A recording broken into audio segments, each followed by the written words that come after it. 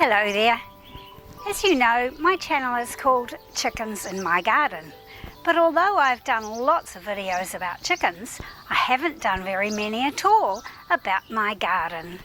One of my special viewers said that she would just love to take a stroll with me through my garden and see what's growing there at the moment. Well, to be honest, it's mostly food because I do like to grow things that we can eat. But as you can see, there's a few flowers and a few other bits and pieces. So if you've got the time, let's just take a stroll through my garden and see what's growing there here in December, summer. This time of year is a really busy time for me, so I'm afraid my garden is not the tidiest or in the best of condition, but let's just have a wander and see what we can find, weeds and all. From our breakfast table, I can look out across the garden beds all the way to the chicken run. The basic layout is like this. You might have seen this plan in some of my chicken videos. Let's go down and check out this nearest garden bed. In the corner of the garden bed, just behind the spinach, I have a zucchini. This is my favourite variety of zucchini, Costata Romanesco. I sowed the seeds back in mid-September from seeds that I harvested in 2011. Seeds last longer than you think they do sometimes. Then I planted the seedlings out in mid-October, and we've been picking zucchini since mid-November. I don't grow many flowers in my garden, but I do like to grow zinnias, mostly because the monarch butterflies really love them.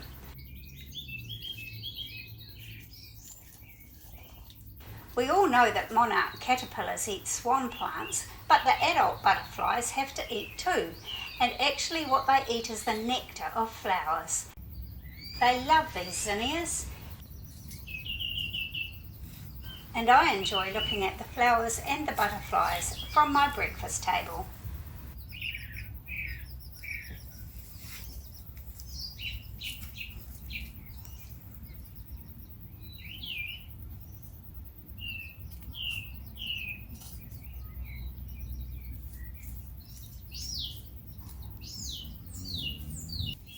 If we follow this line of spinach along below the zinnias, we have a couple of new little pepper plants. These are chili peppers. I planted these seedlings out in mid-November. They probably won't be ready until February or March.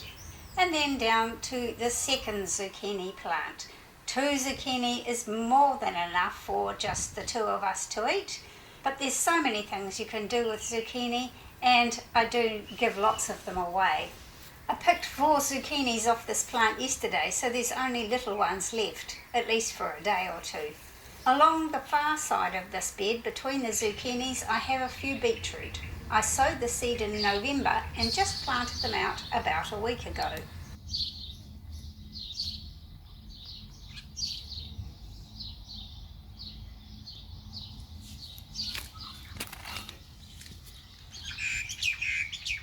If we look along and over the top of this garden bed, we can see the next one out, which has got some tomatoes in it. This is 4 different varieties of tomatoes. I sowed the seeds in mid-September and planted them out on the 1st of November. The one on the end here is beef steak. I've been growing this particular one from seed for many years now. They're very tasty with lots of flesh.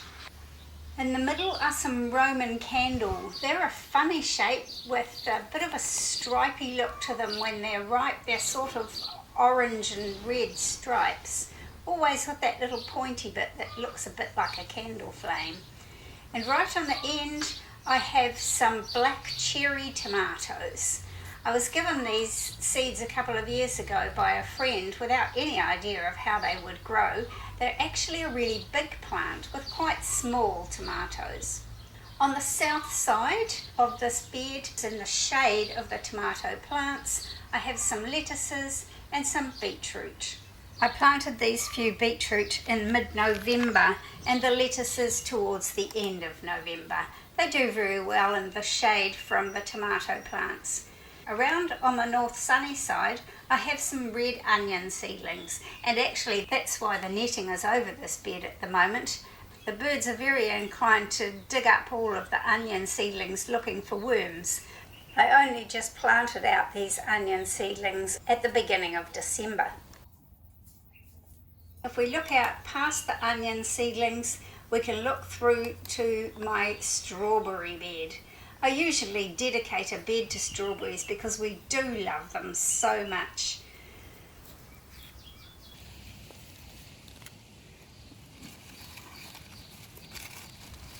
In the summertime, we pick strawberries for dessert almost every day.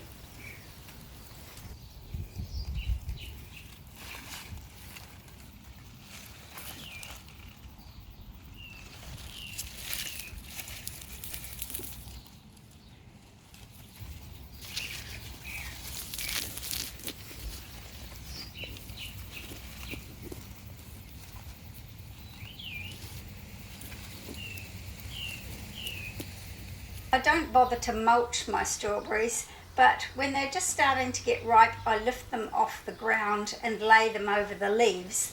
That keeps them off the damp soil and away from any bugs that might be wanting to eat them. This one looks ready, and I think that will be enough for dessert tonight, with a little bit of homemade ice cream, of course, from the recipe that I've published on the internet using eggs from my chickens.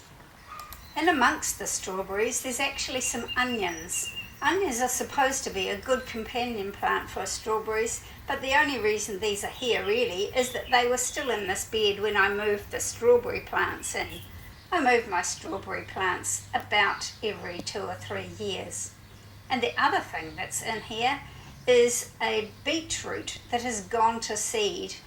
Quite often when plants go to seed, I just let them, partly because the insects love the flowers, and also because that means I can harvest some seed for next year's crop.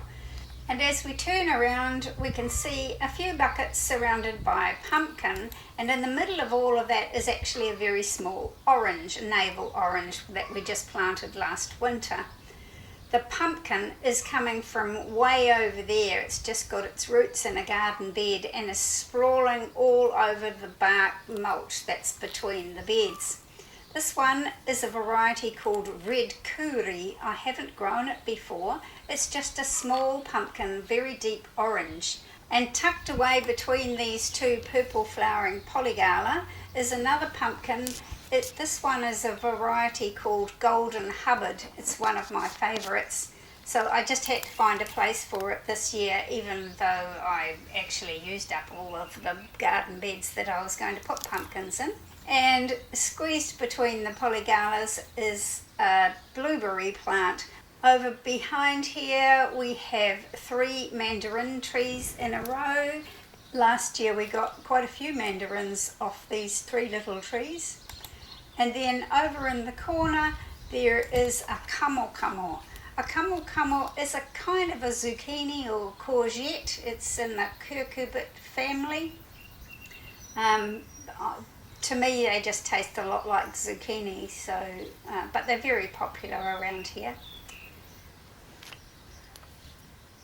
A few sweet peas are just there to brighten up the trellis because you can peek through and see this from the road.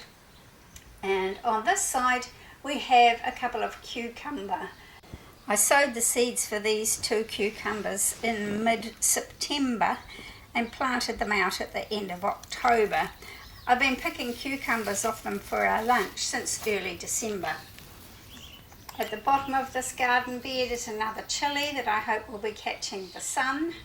And then over and behind the netting you can see what is actually designed to be the chicken range, but at the moment I've got the chickens locked out and it's growing all kinds of a mixture of stuff, some wheatgrass which is now becoming wheat, some lettuces which have madly gone to seed, some sorghum which is a bit of an experiment for me this year, I haven't tried that, and a little bit of corn. And we can see a couple of fruit trees in the background. And just to the left you might spot my compost bin.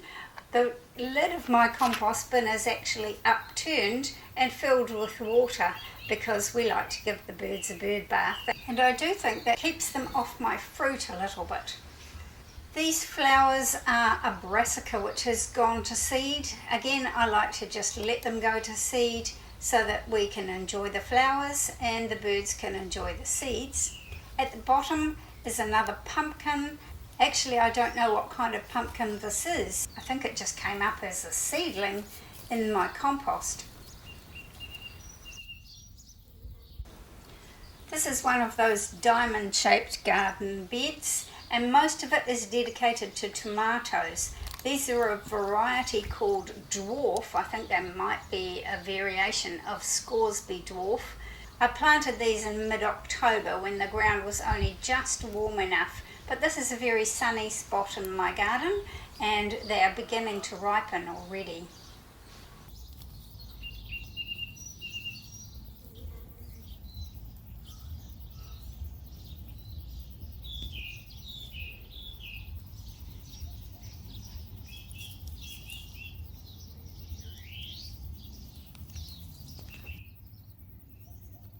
Here's this flowering brassica again.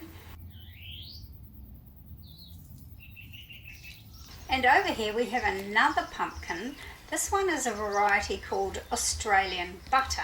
It's a beautiful pumpkin. This one's still very small. It will get to at least twice that size, and it will turn a deeper orange. It's quite pale at the moment.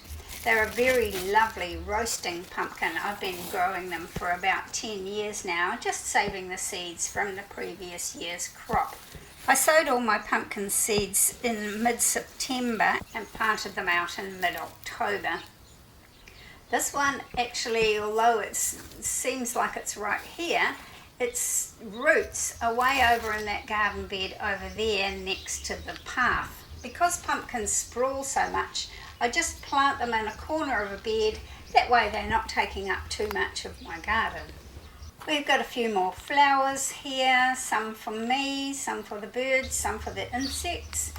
Most of this garden bed is actually supposed to have some capsicum in it.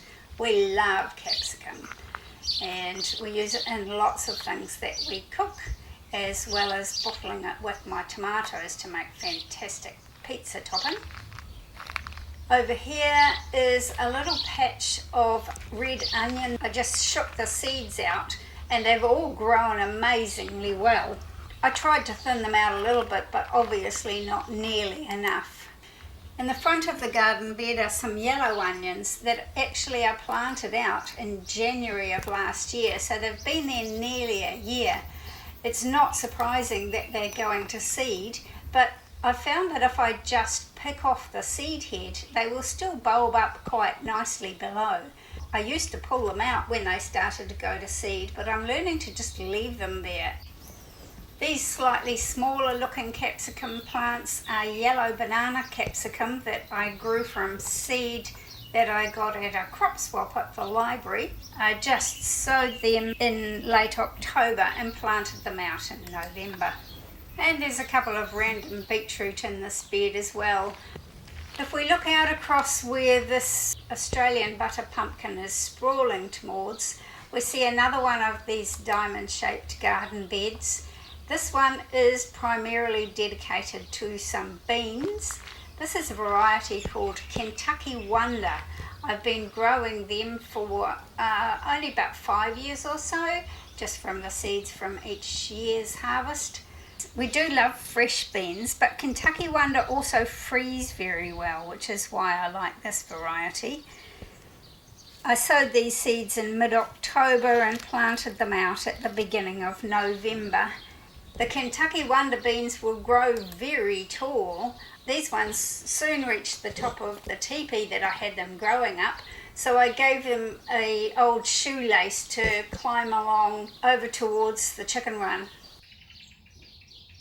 There's a few things planted at the edge of the chicken run, including this beautiful dahlia, and some clover and nasturtiums for the chickens to peck at, and a few beans. These are a different variety of beans. I got them from a friend of mine about 20 years ago and I've been growing them ever since. I don't know what they're called. They're a bit like borlotti beans, only they're very tall. The bed that's next to the chicken run has got kumara in it. Now, kumara is a New Zealand native sweet potato. Well, we say it's native because it's been growing here for centuries. They're not ready to harvest until quite late in the autumn. This is a variety which is called honey red. They are really delicious, and you can't get this variety in the shop, so I do grow it myself. Behind me, here in the mulch between the garden beds, you see a red onion growing and a garlic and even some strawberries. The fact that I'm not very tidy gardener means I often get these volunteers popping up in the most unexpected places. This garden bed abuts the chicken run, and right here I have a spinach which has been growing there for the chickens to reach through and peck at. It's now going to seed. This bed is mostly about growing capsicums. Again, I planted these in mid-October, and it's a mixture of the usual red capsicums and a couple of the little yellow banana capsicums. And on the end, these 3 random tomatoes came up as seedlings out of my compost, so I don't really know what kind of tomatoes they will be, but it does look like they're a bit of a Roma shape tomato, that kind of, whatever shape you call that kind of teardrop shape, so maybe they'll be a Roma. There's a big gap in the middle of this bed because I had sugar snap peas growing in here until quite recently. I've only just pulled them out.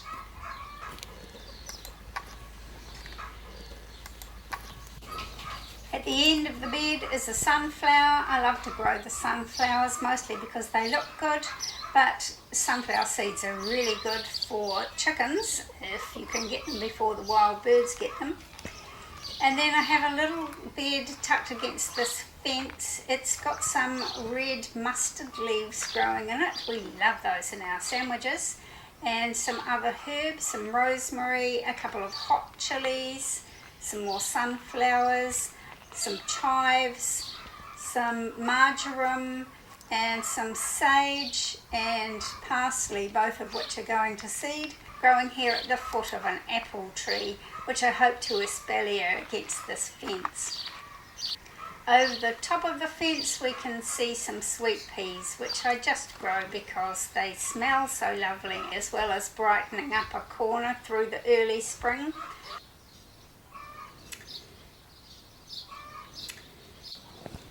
And over on the shady side of this fence, I've planted some more beans at the end of November. This is a variety that's very resistant to rust, so they will do quite nicely here in the shade, reaching up to the sun.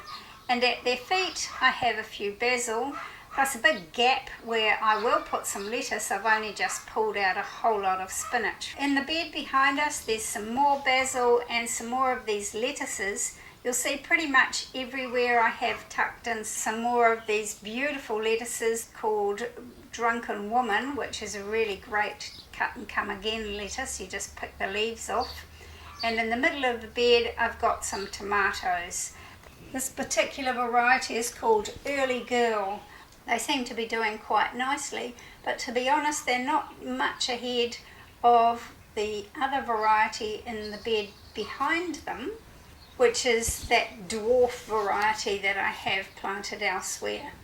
In front of the tomatoes I've had some coriander that is starting to flower, some more of these gorgeous lettuces.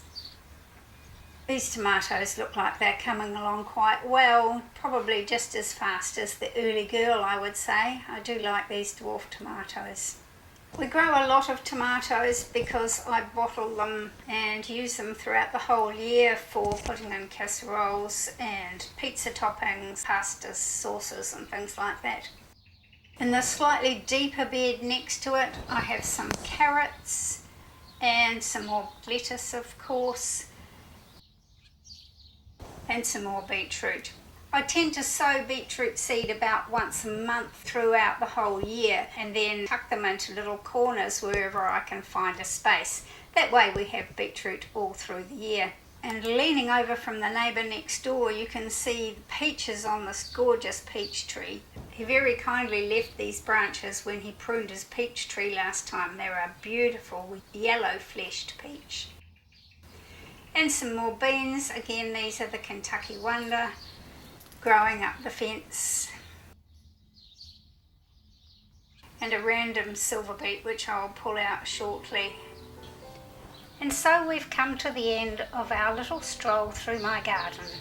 And although it's not a very tidy garden, it's very productive and I enjoy spending time there. And I hope you have enjoyed this peaceful interlude, even if I didn't include a single chicken. Bye for now, thanks for watching, and next time I promise there will be chickens. See you next time.